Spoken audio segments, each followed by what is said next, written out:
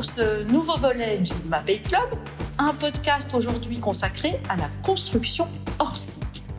Je reçois pour en parler Stéphanie Vars, chef de projet préfabrique de la société Bouillé-Leroux, et Alban Pagliard, chargé de développement de la société Haut-Savoie. Et enfin, mon collègue Xavier Blaise-Martin, directeur technique chez MAPEI.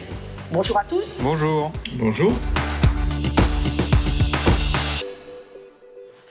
Alors, nous vivons, c'est vrai, une époque qui est marquée par des innovations disruptives et le secteur de la construction n'y échappe pas. Il connaît aussi de profondes mutations, on va dire, tant en termes de techniques constructives que de l'organisation même des écosystèmes. Alors, la construction hors site, c'est vrai, opère un démarrage limité, mais quand on y regarde bien, offre de réelles perspectives pour un changement de paradigme. Alors, ce nouveau concept, vous le verrez, nous invite à reconsidérer la vision traditionnelle du chantier pour chausser les lunettes d'un ensemblier industriel. Alors, chacun à votre tour, je vais vous demander un petit peu de donner votre définition du hors-site et de l'organisation concrète que ça suppose au sein de votre entreprise. Alors, pour Bouillé-Leroux, qui est leader français sur le marché de la brique de mur, l'aventure se nomme, comme je le disais, préfabrique. Alors, je me tourne vers Stéphanie Vars, qui est en charge de ce développement. Oui, effectivement, il s'agit d'une véritable révolution, en tout cas dans notre univers, et particulièrement dans l'univers de la construction de maçonnerie en petits éléments, avec cette nouvelle notion de chantier déporté. C'est une première en France, d'assembler en fait en atelier des éléments constitutifs d'une future construction et qui permet d'en maîtriser la qualité. C'est une approche du chantier qui est totalement différente et qui nous impose une anticipation importante, qui n'est pas forcément la coutume partout, en tout cas sur tous les chantiers avec toutes les entreprises, mais qui permet de phaser, on va dire, les différentes interventions et les coordinations entre les différents corps de métier. Le hors-site offre une véritable vision globale du chantier et permet de réduire par effet différé les délais d'exécution et en promettant en fait une excellente qualité de construction à coût maîtrisé, puisque par ailleurs rien ne change sur les habitudes constructives en France. Cerise sur le gâteau, nous ne sommes du coup pas ou peu soumis aux aléas climatiques. Alors, préfabrique, c'est, si je ne me trompe pas, le premier système de construction hors site en terre cuite, fabriqué et conçu en France.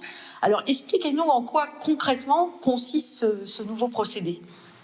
Oui, comme je le disais tout à l'heure, et on peut le dire que préfabrique condense finalement le sens de l'innovation simple finalement, mais audacieuse du groupe Bouillé-Leroux, puisqu'on utilise des matériaux qui existent déjà, qui sont connus, mais qui sont livrés sous une forme différente pour satisfaire les exigences des chantiers actuels. Concrètement, il faut se représenter un mur préfabriqué composé de briques qui sont assemblées en atelier plutôt que sur chantier. Ce sont des murs entiers, dans une qualité optimale, puisqu'on maîtrise les qualités et les modes opératoires d'assemblage, et qui vont être ensuite livrés sur chantier, une fois leur performance optimale. Du coup, on augmente la productivité sur chantier, puisque tout est fait en amont, et la conséquence, c'est que les délais peuvent être jusqu'à 2 à 3 fois plus réduits qu'en construction traditionnelle. De plus, on garantit la qualité de l'ouvrage et surtout la performance durable, que ce soit notamment la thermique, mais également mécanique, puisque la terre cuite est un matériau durable. On va d'ailleurs bien mieux travailler les ponts thermiques en atelier, puisqu'on les aura réfléchis avant avec toute l'équipe projet. De plus, on va raisonner, on va dire, les émissions de carbone liées au transport, puisqu'on va livrer à proximité du lieu de fabrication. Mais alors finalement, d'industriel, vous êtes devenu ensemblier, en quelque sorte, c'est un sacré changement ça. Carrément, c'est une rupture dans notre façon de voir l'activité de la maçonnerie. Et pour cela, nous devons forcément nous organiser pour accompagner au maximum les chantiers en amont, dès l'étude de faisabilité jusqu'à la livraison. Seul l'assemblage final en fait, est réalisé sur chantier grâce au procédé développé d'ailleurs avec MAPEI, puisque le liant au sens propre du terme est figuré, a été développé avec et par MAPEI, on parlera tout à l'heure. Ce parti pris de construction hors site, de simplifier la pose et la manutention et de réduire considérablement la pénibilité et les risques sur chantier.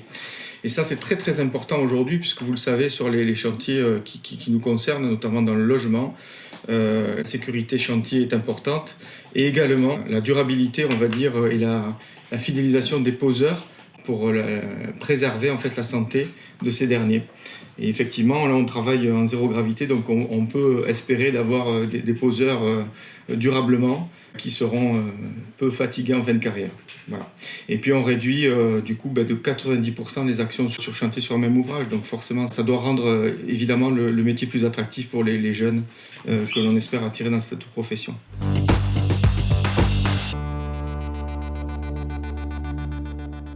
Alors, merci beaucoup Stéphane. Je me tourne désormais vers Alban pour Haussabois. Alors le hors-site, c'est déjà chez Haussabois une histoire de près de 40 ans d'existence.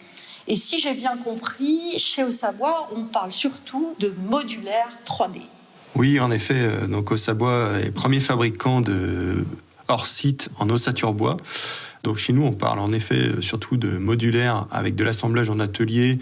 Donc l'assemblage se fait sur des caissons réunissant les murs, les planchers, les toitures, qui sont ensuite livrés sur site, où il en demeure une parfaite étanchéité pendant toute la durée du chantier.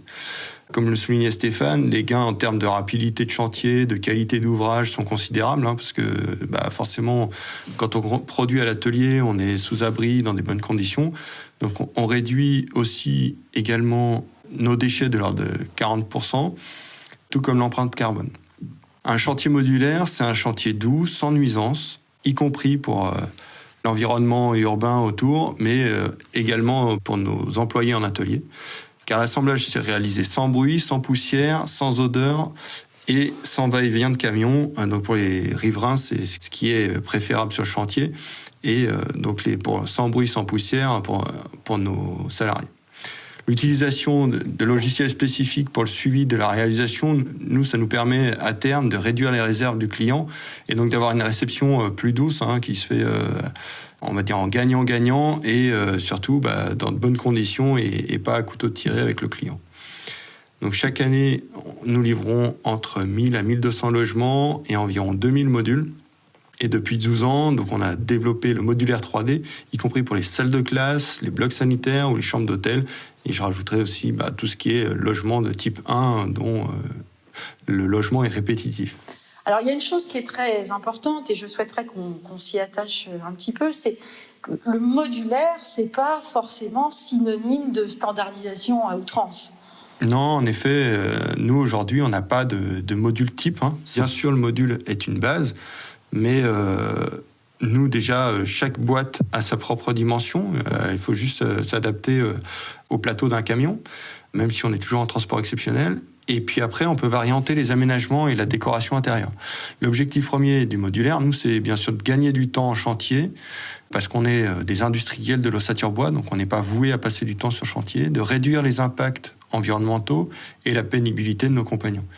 Et puis bien sûr, de répondre aux nouveaux enjeux de la RE 2020 en améliorant la performance du bâtiment grâce à l'élimination des aléas de chantier, mais le résultat aussi doit continuer à être en phase avec les aspirations des concepteurs et des usagers aujourd'hui, Donc on a un bel exemple qui est la résidence de l'Étoile Décibel, qui a été dessinée par Hubert Architecture et qui a nécessité la préfabrication de 310 modules. Alors c'est, je crois, le plus haut bâtiment d'Europe construit en 100% modulaire bois. Alors nous sommes très fiers d'y avoir contribué chez Mapei, avec nos solutions de pose de revêtement, mais ça on va y revenir avec Xavier. Voilà, tout à fait. Oui, c'est une belle réalisation pour Haussabois, donc qui a été fait sur le site de Balbigny, qui a centralisé, équipé et assemblé l'ensemble de nos modules, dont la fabrication a été faite sur les 3 autres sites qu'Haussabois avait à l'époque. Donc aujourd'hui, l'ossature avait été faite, murs et planchers, toit sur le site de Noiretable, notre site dédié au 2D. Les modules de salle de bain avaient été faits sur l'usine de Chabreloche, qui n'existe plus aujourd'hui, mais dont les activités ont été reportées sur les autres usines, et l'usinage des panneaux de fibre gypse pour l'habillage des douches sur le site des Vosges. Une fois le module finalisé donc à Balbini, il y a eu 70 points de contrôle qualité qui permettaient d'attester sa conformité avant le départ à l'usine et donc d'éviter des mésaventures sur chantier. Et les modules étaient ensuite envoyés par étage au Corbier à raison de 2 modules par camion et 19 camions par semaine. Donc on montait un étage par semaine. La pose des modules sur site elle a été pilotée donc, par Haut-Savoie et en moyenne on posait 10 modules par jour sur les premiers niveaux et ensuite 6 à 8 modules par jour sur les niveaux supérieurs. L'étoile décibel a été réalisée à plus de 1500 mètres d'altitude. Donc vous imaginez bien les contraintes de temps pour construire. Et donc la préfabrication modulaire avait tout son sens parce qu'on faisait gagner une saison d'exploitation sur ce bâtiment, contrairement à la construction traditionnelle. Oui, alors défi parfaitement relevé par Haut-Savoie. Alors vous, Stéphane, quel est votre point de vue sur cette histoire de standardisation ? Je suis plutôt complètement d'accord avec Alban, puisqu'en fait, on a un procédé qui permet de s'adapter on va dire aux sur-mesures comme au catalogue, aux versions catalogue. Alors, on n'est largement pas aussi avancé qu'au Savoie sur le sujet du 3D. Nous, le 3D s'arrête, entre guillemets, simplement et modestement à des maçonneries qui sont livrées avec des retours d'angle, ce qui est déjà une belle avancée par rapport aux solutions, on va dire, hors site traditionnelles à base de matériaux béton, pour ne pas les citer. Mais ce qu'on peut dire, c'est qu'en fait, on anticipe juste les réflexions que les chantiers ont, au moment où le chantier démarre. Donc on travaille en amont avec les partenaires du chantier, l'équipe pilote, que ce soit le bureau d'études structure et le conducteur de travaux qui lui prépare son chantier en amont, et les responsables d'opération et des méthodes. Et ensuite on s'attaque à la traduction des plans d'exécution qui sont finalement travaillés en parallèle et en même temps avec le bureau d'études, qu'on puisse trouver la meilleure solution, la meilleure combinaison possible d'assemblage des murs entre eux, de forme des murs entre eux, pour répondre à l'attente du client final et donc au chantier. Voilà, toute cette réflexion, elle est juste déportée en amont, on va dire, de 2 à 3 mois, on va dire, justement pour anticiper les aléas et tous les écueils des retouches, effectivement, ce dont parlait Alban tout à l'heure, les réserves qui sont la coutume du bâtiment français et dont on sait que ça peut coûter jusqu'à 30% du budget d'un projet. Voilà. Donc réfléchir avant, c'est mieux partir après, et on accompagne finalement le projet le plus tôt possible et modestement, puisqu'on est globalement en mode 2D et qu'on ne livre entre guillemets que les murs porteurs ou pas porteurs d'ailleurs, puisque on sait réaliser des projets sur tout type de marché. Pour exemple, une maison de santé sur la Mayenne qui a été réalisée il y a 2 ans de mémoire, juste avant le Covid, donc qui est un bâtiment, on va dire, qui ne fait pas partie de nos habitudes constructives, puisqu'on est plutôt positionné en briques de mur sur des chantiers de logement. Mais donc on a également réalisé une résidence étudiante sur Pau, où là on retrouve la standardisation, on va dire sur mesure. Je fusionne les 2 mots, puisque les éléments se répètent dans les résidences étudiantes, de niveau en niveau. Donc toute l'énergie qu'on a mis pour développer le bon format et le bon module au premier niveau se répète, et là on retrouve cette notion de standardisation, même si les murs sont réalisés sur mesure. C'est pas nous qui avons imposé le format des murs. Donc on sait faire aussi de la même manière, on va dire, qu'au Savoie. Et ensuite, on a d'autres possibilités d'utilisation de préfabriques, notamment un beau chantier qui a été réalisé récemment pour un bâtiment industriel. Il s'agissait de réaliser un mur de 8 mètres, 60 mètres de long a été édifié en 3 jours. Donc là, clairement, le maître d'ouvrage et les entrepreneurs ont avoué avoir gagné 3 semaines sur la réalisation de ces 400 mètres carrés de mur. Voilà.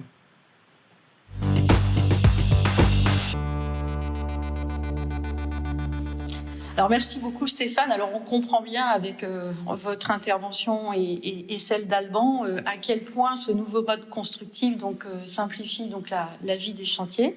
Alors je me tourne vers Xavier pour voir un petit peu quelle a été la participation de Mapei à ces développements avec des produits spécifiques.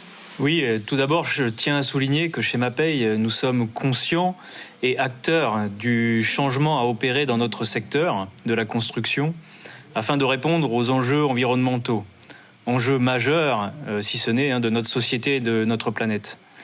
Il s'agit notamment de pouvoir optimiser l'utilisation des matériaux, tant en termes de quantité, et ainsi limiter notre impact sur les ressources, mais également sur la quantité de déchets générés, d'optimiser les livraisons et donc limiter l'impact CO2 lié au transport des produits, de réduire les délais d'exécution, tout en livrant des ouvrages à haute performance thermique.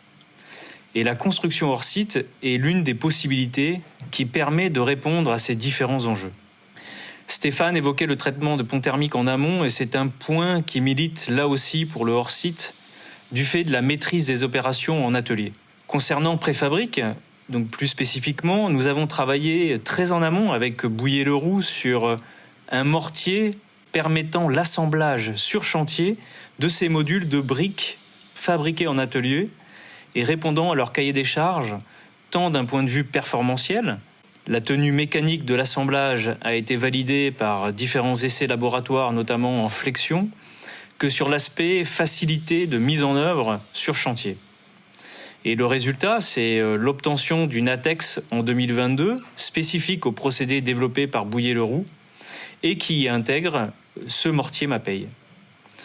Il est très important de développer ce type de partenariat entre industriels afin de mettre au point des solutions constructives les plus fiables possibles avec les bons produits pour les bons usages. Et là, pour le coup, 2 services de R&D valent mieux qu'un. Pour Haut-Savoie, notre collaboration remonte à de nombreuses années et porte sur la fourniture de nos produits de préparation et de collage qui sont utilisés donc en amont, en atelier. Ainsi, pour le chantier de l'Étoile des Cybèles qu'évoquait Alban, en fait, pour la pose du carrelage et de la faïence, donc dans 203 modules de salle de bain, ces revêtements ont été collés avec nos mortiers de la gamme Keraflex et les joints ont été réalisés avec Ultracolor Plus et le mastic silicone Mapesi lacé. Ensuite, pour les 310 modules, plus globalement, il y avait 7000 m² de LVT à coller et ces LVT ont été collés avec notre colle Ultrabond Eco V4SP, une colle acrylique sans solvant haute performance à très faible émission de composés d'organiques volatiles. Nous attachons en effet une grande importance à la mise au point de produits respectueux de la santé et de l'environnement. C'est notamment le cas de toutes nos gammes de colles qui bénéficient du classement GEV EC1.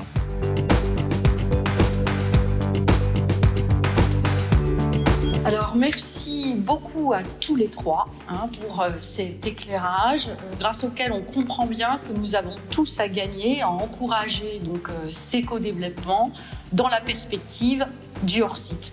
Je vous remercie très chaleureusement pour votre participation et je vous dis à tout le monde à très bientôt pour un nouveau rendez-vous du Mapei Club.